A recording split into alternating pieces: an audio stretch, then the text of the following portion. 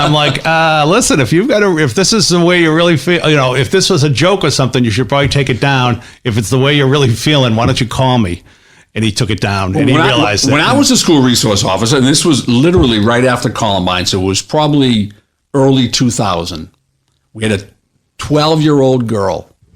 I believe it was going to be MySpace back then, 12-year-old girl. Okay. She made some sort of a threat about Columbine. She was like a 6th grader. And the threat came to me on a Monday morning. First thing I dealt with was someone printed out the threat that they saw on MySpace. We decided what to do with it. And at that point, we were like, well, let's just call the girl's parents, mother and father, and bring them in here and let's talk about it. Well, the district attorney's office got wind of that real quick. And they called me up personally. I probably got it at like 8 or 9 in the morning. And by 10:30, there was a warrant for that girl's arrest. And I went to her house and handcuffed a 12-year-old girl for making Columbine-type threats. Wow. So back 20 years ago, they didn't take any bullshit. Right. You make that threat, I don't care if you're 12. Maybe if you're 8, they won't arrest you. But if you're 12, 13, 14, What's the 15. cutoff? 11? How about 11? That's harsh. What do you think, Nate? You made a couple of those threats, didn't you? Every time I run into someone from my high school on the street, I say, do you want to come back to my place and see the gun that I brought to school every day that no one saw? I'm surprised. Yeah, no, that feels pretty fair, arrest her. Fuck it. Ruin her whole life. Fuck her. Well, yeah, I guess she's gonna. If I was in that school and I heard Betsy got arrested because she was gonna threaten to shoot up the school, I'd be like, fuck Betsy. I never liked her anyway. You would say that about the 12-year-old girl? Yeah, your fuck 12-year-old class. You were a multi. Shit. You were a her. You were a multi 12-year-old. You were a multi. Things we're going to find out coming up short. Things have changed a little bit in that area. Okay. Not for the better either. Really? No. Oh, absolutely. Well, not let me for ask the you better. this: in hindsight, do you think that the district attorney's office overreacted? I think that it's the old hot potato rule in law enforcement. Whoever's holding the hot potato last has to do something with it.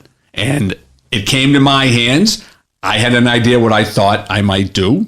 I ran that by people in my police department, and one of them called the district attorney's office. Now, that's where the buck stops, at the district attorney's office. Yep. If the district attorney knows about it and they don't do anything, and if something happens, it stops with them.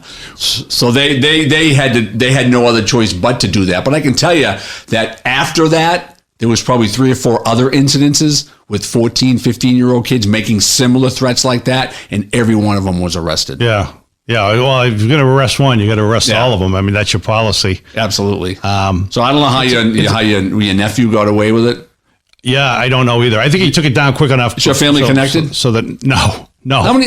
Let's see if we can find it. We'll put it up there right now. He probably has a good job right now. Get him fired. Yeah. He's like about 25 right now. He's a little older than that, but no need to get him fired. No, okay. We'll just let it go. But that's the thing. When you're a high school kid, you say stupid things. You say stupid things when you're 20. Here's the thing about Nathan's story, by the way. When you talk about, like, whenever I run into somebody from my high school, you know what surprised me about that story? What's up? I thought you would say to them, I'd like you to come to my house to try a new cask of Amontillado. Because no one would appreciate it like you. Come back. And then every time people would come over, they'd be like, wow, the cellar looks like it's getting smaller. Where's the Amontillado? There's none in this crevice. What the hell's an Amontillado? Oh, okay. We have to speak slowly. This is from a book, Dale. I know you don't look at those very often, but it's from a book. It's from a book. I think a short story, actually. From Edgar Allan Poe, yes. It's about a man who tricks another man into coming into his basement because he has this very fancy wine, Amontillado. He's like, would you like to see this Amontillado? And only Fortunato. That's the name of the victim. Yeah. Only he, according to the protagonist, only he could appreciate it. So ultimately, the guy gets killed, right? Probably, is that what it is? He dies. Yes. The protagonist leads him into a dark hole in the wall, and he's like, "Where's the Amontillado?" And like as he's looking, he gets boarded up into the walls. Brick. They brick him right up. Oh, okay. They brick him right up, and he dies. Oh, wow. Yeah, it's quite a story. You would like audiobooks because it takes away the difficult part of reading, which is the reading. I think he's trying to subtly say that I'm somewhat illiterate. Yeah, I thought, oh yeah, he's very subtle like that. To put it better, probably easier to understand. I don't even know if I was pronouncing it correct, but it's spelled Amontillado.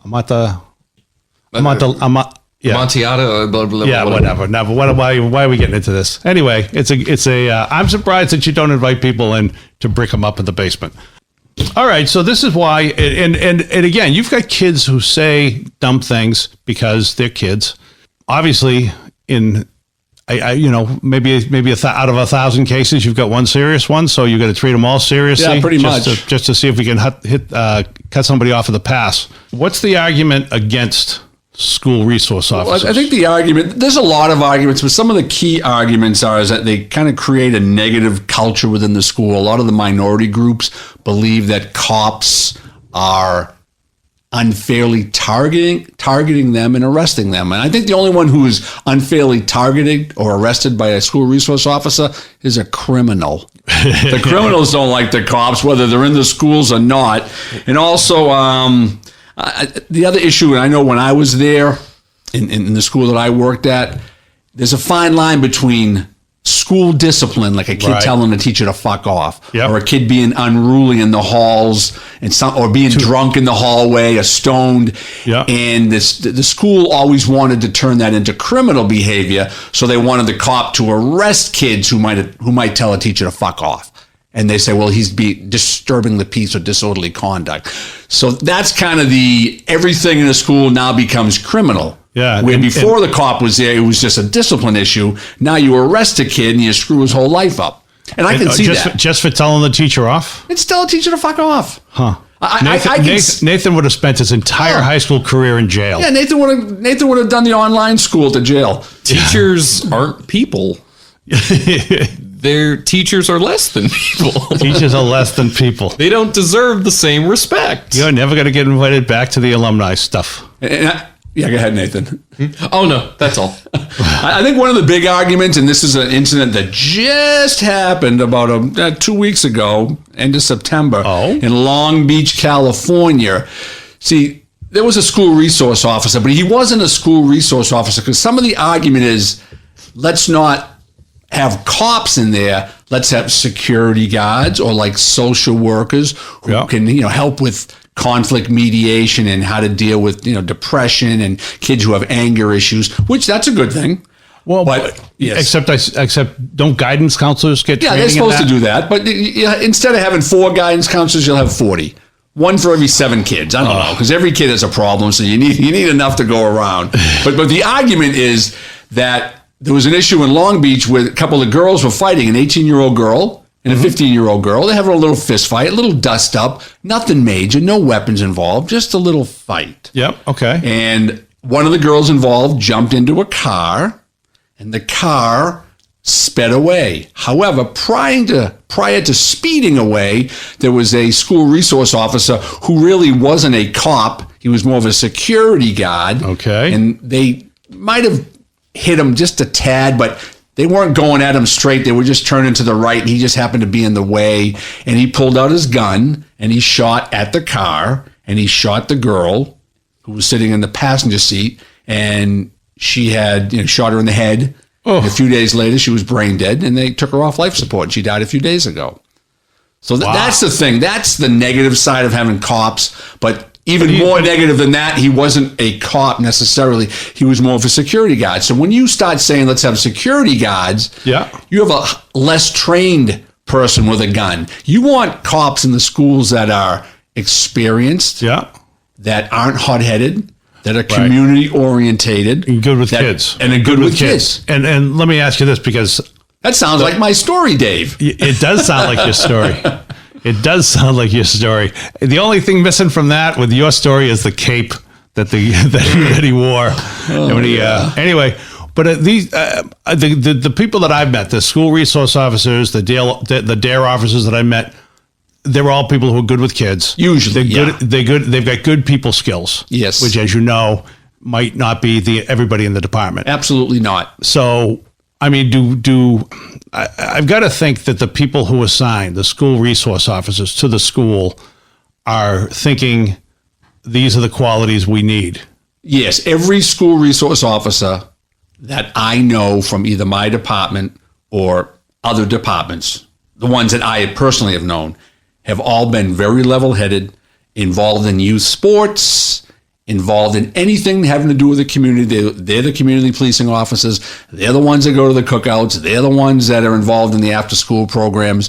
They're not the cops that go out there and, want people to hate their guts. Because that was what I never wanted people to say, oh, there's the cop, what a prick he is. Yeah. And that sticks with you your whole life. So you can't be that type of cop and be functional in that environment. Yeah. So I think the people who are against cops in the schools really haven't done their homework. They really don't know what they're talking about, because the majority of cops in schools, the majority, are in there for the right reason. And sometimes they're confronted with a situation that doesn't turn out correct. Right.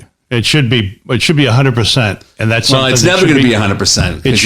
It should be. I mean, you should have the right person in there, because it is, because it's bad for the department. If not, it's bad for the department and it's bad for the school. I mean, it's an important position. It's important to have the right person. What about inappropriate relations with students? Did this ever happen to you? I know that's an issue, right? With some cops. Well, I've never known in the area where I worked, say the North Shore of Massachusetts and points in between. I've never experienced that. So I can't really articulate on a certain situation. I can say that it never really happened to me. I mean, maybe a couple of the femboys tried to hit on me. The femboys? What's a femboy, Nathan? It's a gay boy. Yeah, a gay boy. Gay boy. Yeah, I always had that weird feeling that some of the femboys were looking at me when I was walking down the hall. But other than that, Dave, what's that? You had that feeling? I always had that eerie feeling. Nathan, do you think maybe Dale's flattering himself? Yes, 100%. Yeah. I mean, I'm looking at you, and I'm not gay, but I'm feeling nothing. All right. I don't think, with the police officers, there's been a few cases here and there, but it's more focused on, when you're talking inappropriate relationships in schools, it's more teacher student than it is cop. There's one cop in a school. Oh, okay. There's one cop in a school, and there's 100 teachers. So if we did the percentages, what would it be? Would it be comparable? Not even close. I don't understand even. This is just something. This whole thing of like that was an argument that someone articulated out there on the internet. Someone from a civil rights group, and gee, what about the cops hitting on the girls? I mean, come on, give me a break, will you? I don't tell the girls to put some clothes on, and that won't happen, right? Is that what you? I'm not talking about that one. Keep going. I am saying this though. Every time I look at the notes, it says SROs. Yeah, SROs. School resource officer. I know, but coming from entertainment, I think standing room only. Oh, okay. So I would think never one of the shows that you did standing room only. I usually do the POS shows. What's that? Plenty of seats. Although some might say it's, Anyway, moving on. Let's see. What do we get here? The argument for SROs. The argument for SROs. Here it is.